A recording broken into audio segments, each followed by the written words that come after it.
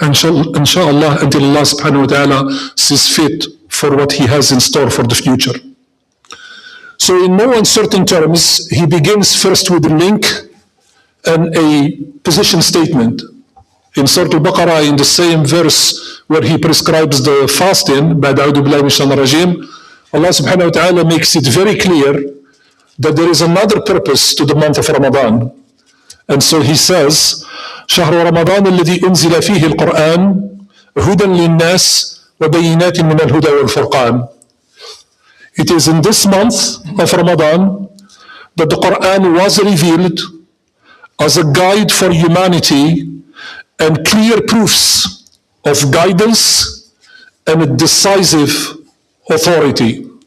He sets the stage in this verse here with a number of things that are going to guide the balance and the reminder of this service. One, the principle of the proofs of guidance. Two, the principle of the decisive authority. And three, the temporal experience of requiring us to pay particular attention to the month of Ramadan and its relationship to the Quran, because it is something that is unique to the history of this religion and as such needs to be uniquely emphasized.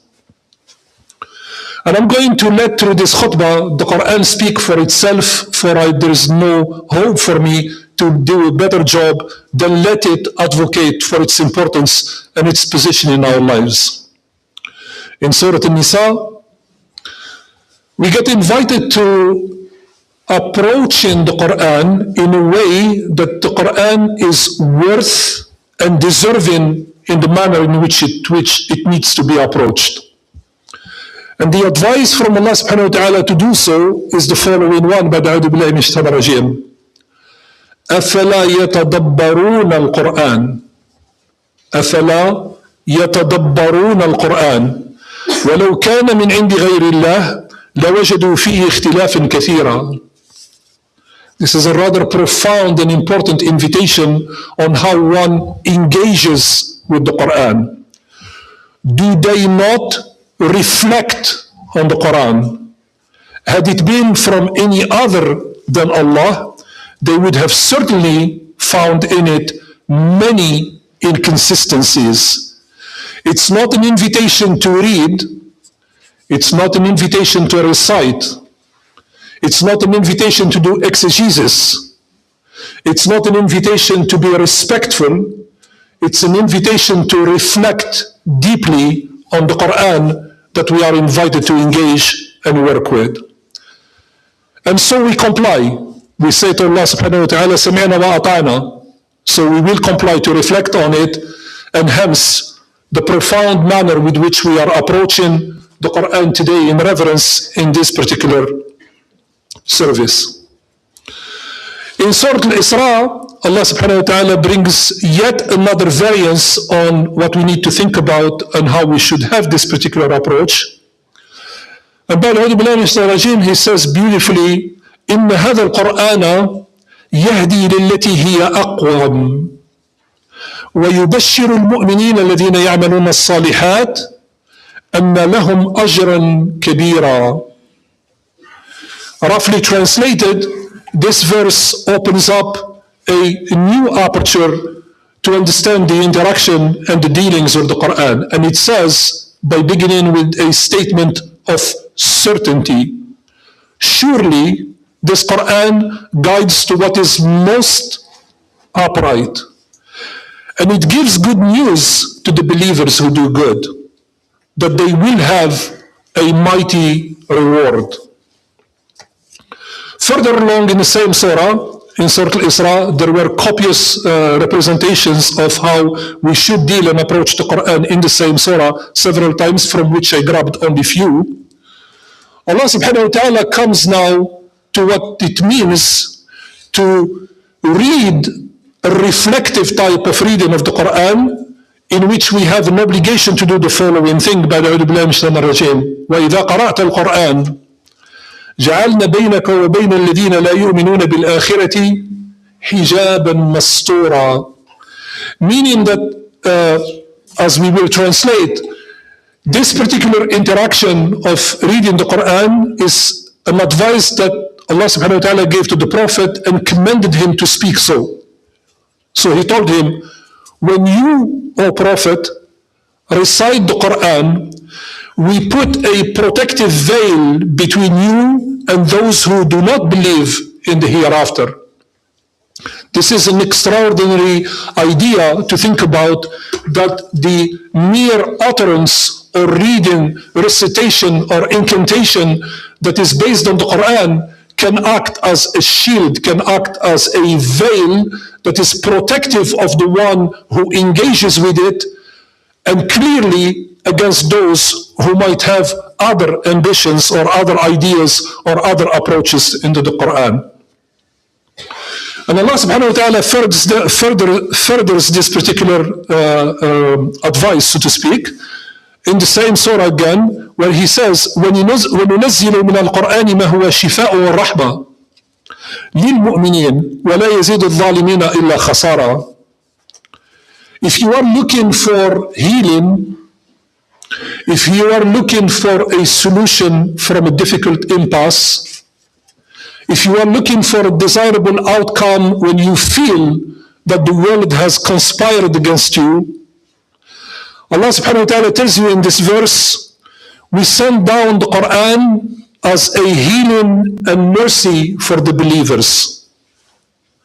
But it will only increase the wrongdoers in loss, clearly indicating a disproportionality on what the benefits will be for those who come to this Quran seeking from it the healing and the cure, and those that come to the Quran seeking from it other than these particular benefits.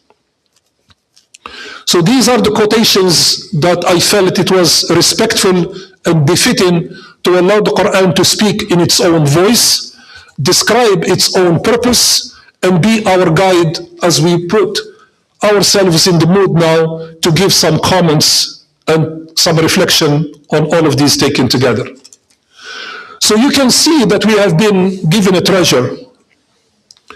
But for this inspiration to really bear fruits and become both the gift that gives and the inoculation that vaccines us to protect us against some of the key important ideas that Allah has described, it requires that we come armed with the desire to re-engage, and to re-engage seriously, to bring out all of these things from depth to the surface. For the Quran to be a guide, and why would one ask that and would desire that? I would argue today that one of the drawbacks of abundance is the availability of debilitating choices. You go have some shopping experience in some place, you are absolutely overwhelmed by the number of choices and competing claims and counterclaims of what fits you best. And even if you have a well-sophisticated approach to what is it that you desire, you get crushed by the various claims and anti-claims as to why is it that you have these many choices in front of you. And it could be in the most ridiculous things. You go and try to buy something that has 48 or 56 colors of pens. I'm colorblind, so it doesn't even apply to me. I can't even tell the difference, and the people that have good eyes cannot tell the difference. But it's there, it's overwhelming. Somebody is making a case about why this abundance makes sense to you, that you should pay a premium to get 56 colors that nobody can see. So the Quran comes as a guide to cut through this, and make really the main thing. So we can stay focused on what it really matters, to make the choices that are smart, to make the choices that have a long-lasting impact on where they need to take us, to make us successful in this life and the hereafter. The second reading in the collection of the verses taken together is the invitation to be anchored into a value system. One of the things that has absolutely harmed humanity beyond description is relativism. I can believe whatever I want. I can adopt whatever value system I want. And if some others don't like it, you should actually send the ones that don't like it to therapy so they can learn to cope with it. And so our sense of what is wholesome, what is halal meaning not simply that Allah condoned it to be the right thing, that He has pleasure when He sees people doing it. Halal means that it is pure. It's good for you. It's the thing that Allah has chosen for you because He's creator and He knows best as His creature what would fit you really best. That's what halal means. That's what this value system is about. And when that value system is compromised and relativism becomes the thing that eats it from inside, where everybody and his brother or his sister has a different opinion about what values that are worthwhile and wholesome and halal mean, because why not? Every other option is in there, then clearly that guidance is compromised. And we need to come back to some of the things that are absolute. Because when the Prophet ﷺ, with incredible, absolute, mind-boggling eloquence, taught this religion, the first thing that he had that is part of his critical pedagogy is the clarity of his message. Al-halalu bayin wal-haramu bayin wa baynahuma umurun mutashabihat. Like al-halal is very clear, al-haram is very clear, and there is a minority of things that might sit in the isthmus that is between them, that might be things where we have to ask some profound questions and deep questions. But the clarity of the value system is one of the things that is a hallmark of a community that is guided. The other reflection I want to talk about, which is incredibly important for Muslims to, and actually this one, I have a very, I'm not a historian, but I have a very firm belief that if historians put their mind to it, they will realize that my statement is not a statement of correlation, it's a causal statement. So what do we mean? What do I mean by the two statements? In my mind, it is absolutely black and white clear that when we abandon our relationship with the Quran, we lose our intellectual production. It's as simple as that. The mind, the intellectual mind of a Muslim gets atrophied when it gets divorced from the Quran. The further you go away from the Quran, the less you have what you need to be inspired for your mind and your creativity to go where it needs to go. And it's absolutely proven. You can go back historically. The moment that the Muslims engage with the Quran, there is an intellectual effervescence in their community. You can see it. The productive output is there to prove that that engagement has been highly productive. The moment that they get disconnected and they fossilize the Quran, it atrophies their minds and their creative output becomes nil. And that cuts across everything. Intellect, literature, poetry, art, all of the cultural outputs that are required to do that. And we are not going to talk specifically about the spiritual dimension of the Quran, of what it needs to do. The other lesson that we take from all of the verses together is that spiritual nourishment can only be found in and fulfilled by the source of the Quran. Everyone that has attempted another alternative, actually through the history of mankind, everybody that has attempted to find other alternatives for spiritual nourishment, animism, shamanism, and people have tried every possible variance that you can think about. The insatiable appetite for what truly nourishes the spirit can only come from the voice and the intention of Allah subhanahu wa ta'ala that comes through the revelation. All other alternative will provide a fix, which is very fast and very quickly will then deplete, and somebody will find themselves trying to go somewhere else to try to substitute for that.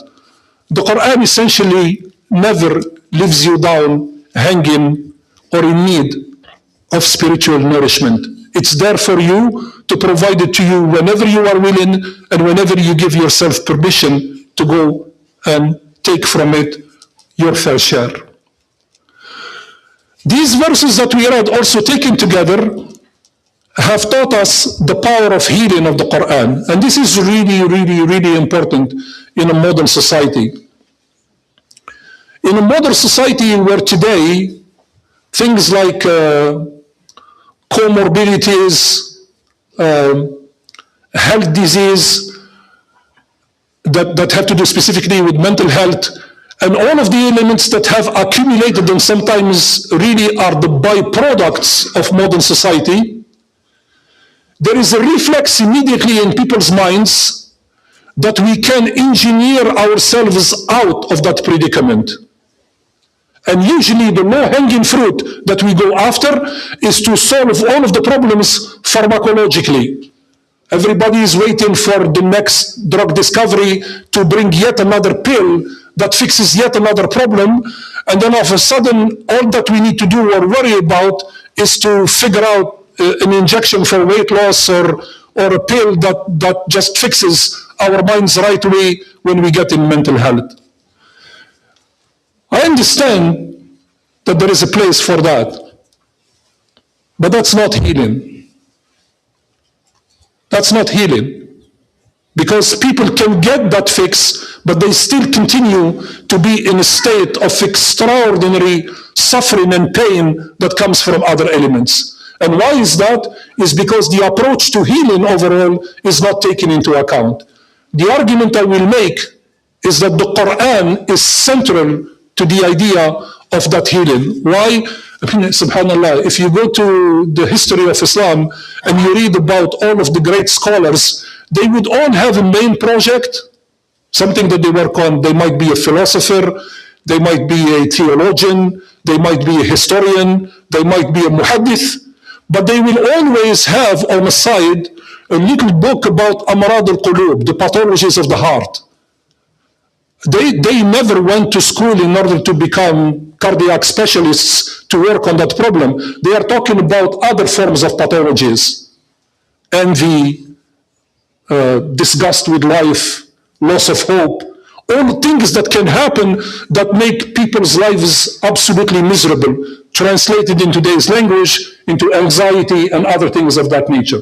So that dimension to the Quran is very, very critical for Muslims to know that it is available for us if we are so willing to make the use of it in our lives to seek a more balanced and a more fulfilling life. And the final two things from this collective reading of the verses that we have shared are equally important, because I think that one of the things that the Quran gives today, and actually it has a name, it names itself as one of those superpowers that it has, in calling itself Al-Furqan, roughly translated in English as a power of discernment. It's quite difficult, one would say, when you are faced by two choices, of which choice should you make? There could be a transactional argument that could be very trivial for a certain choice to make. You have a certain budget, something is over your budget, something is under your budget. Clearly, you cannot afford the thing that is over your budget. You might acquire the thing that is under your budget. That doesn't require a lot of engagement and stamina and difficulty and intellectual energy to be deployed in order for you to solve that solution. Unfortunately, for all of us human beings, these are not the choices in our lives. The choices that come in our lives are always gut-wrenching because they all have a hidden cost. When you make a choice about one thing, what would happen to the other part that is part of the hidden cost that you didn't take into account? And the power of discernment is something that is extremely important. Understanding all of the properties, all of the boundaries, all of the assumptions of the problem you're trying to solve becomes extremely important for you to make a decision. So is the case in the very important decisions about life. When I choose Allah subhanahu wa ta'ala, when I choose to become a follower of the Prophet sallallahu alaihi wasallam, when I choose to live by the values of Islam, that stake is very high. And as we choose that, we are obviously choosing to not do and to not choose other things. And the Quran becomes that power of discernment. If we surrender to this wisdom, to its wisdom and its judgment, we become smarter in that discernment. And I will conclude with the last lesson that we extract from this, which is the transformative power of the Quran on how it shapes individuals and communities. One of the things that I love in the month of Ramadan is the I would call it generous, and rightly so, very respectful, and rightly so, etiquette with which the Huffaz of the Quran get treated, on how immediately the aisle opens up for them as they walk, on how the authority that granted to them when they stand here and start leading in prayer, that everybody follows them without question. And why is that? Because they carry a special badge. They walk around with neon light and an escort that says they are coming, open up the thing, sirens are going. It's none of that. The reason for which we voluntarily surrender to that particular reality is because we value what they carry in their hearts, which is the fact that they are carriers of a treasure that happens to be the words of Allah subhanahu wa ta'ala. And that owes the very respect that we dispense in reaction to that particular reality. To the extent that we refer to people like that as Ahlul Quran, it's quite an amazing and intriguing, actually, piece of factoid and statistics. I looked it up. It's hard to verify independently. I'll make that claim. I'm a physicist and data scientist by training, so I know when my limits must stop. So it's very, very hard to verify. But I understand that today, from the people who have looked at this, from all of the sacred books, that are memorized and carried by people in their hearts and known by heart, there are about 110 million Hafiz that walk this particular planet. That's about 10% of the entire Muslim population walks with that in their heart. The second piece of statistic, which is even more mind-boggling than the first one, the majority of the 110 millions are not Arabic speakers. That tells you something about the centrality of this book in people's lives, about why it deserves the service that we are giving to it tonight, and why it is being preserved in a way that is unique to it. By some statistics, the largest book printed in circulation today in the world, is the Quran. If you average the numbers, there are some numbers that people have calculated between 5 and 7 billion of copies that are in circulation. No other book remotely comes close to the reality of how this book makes its way in different places, animates the lives of people, inspires people, finds ways to find a way to people's hearts, becomes a centerpiece in people's lives, sometimes even when people neglect to do so. Finally, with some closing remarks and the final reflections on what is important about content, is that the Quran is clear.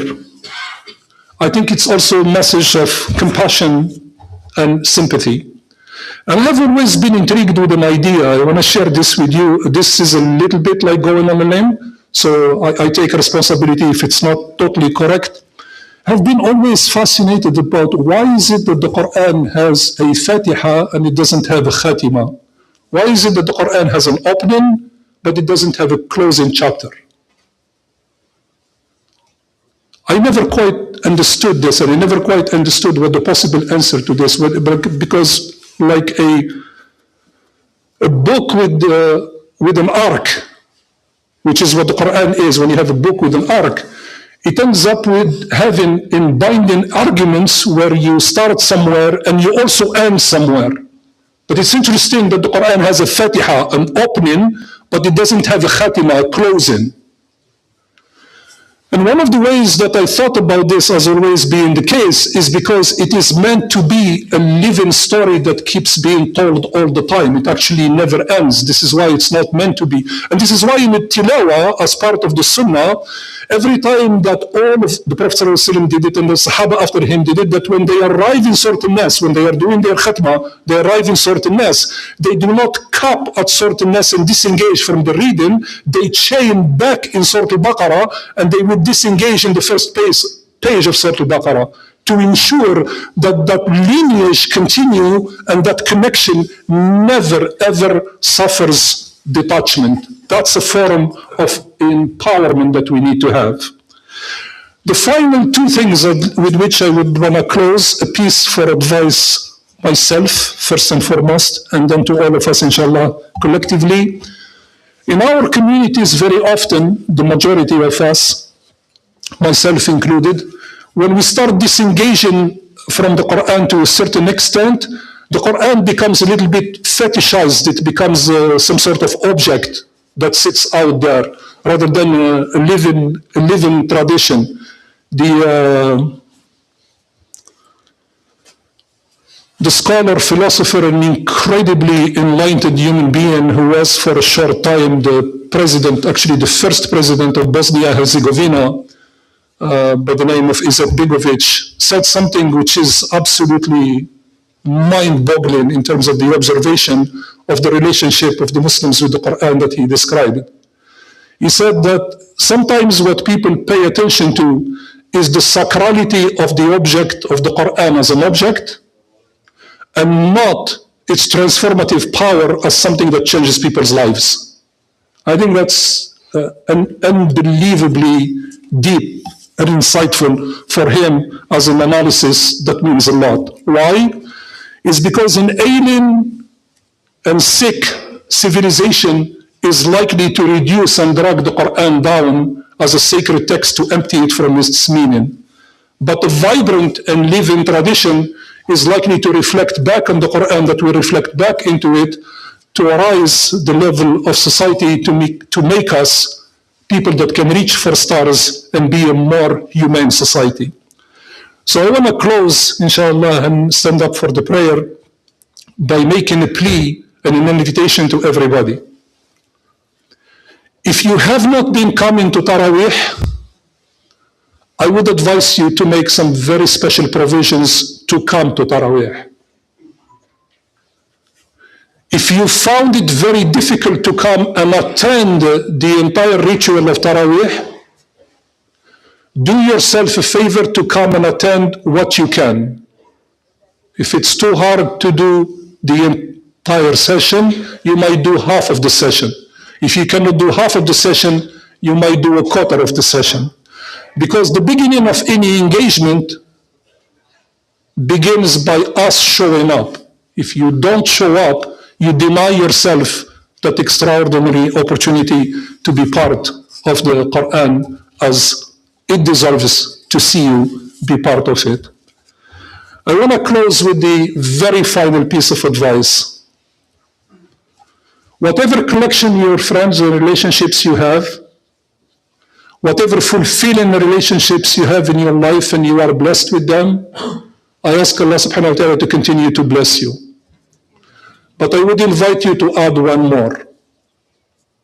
Start a very serious relationship with the Quran. Make a pledge today. Start a very serious relationship with the Quran. And let me tell you why. I love this piece of poetry, which was not said for this case, but in my heart and in my mind it does apply very well.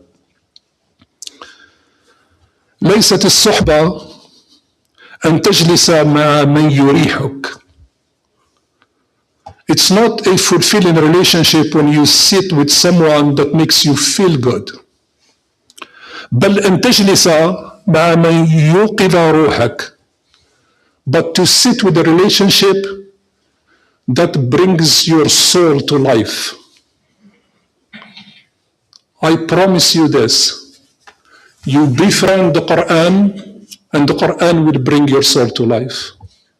أقول قولي هذا واستغفر الله لي ولكم فاستغفروه فيفوز المستغفرين. وصلى الله على سيدنا محمد وعلى آله وصحبه وسلم تسليما كثيرا.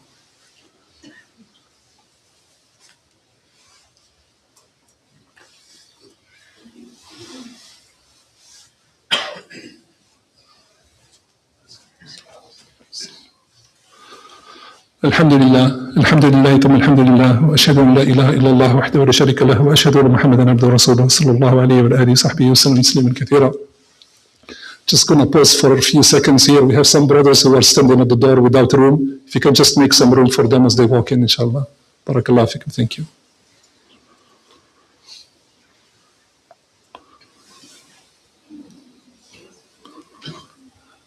جزاكم الله خير. ربنا آتنا في الدنيا حسنة وفي الآخرة حسنة وقنا عذاب النار.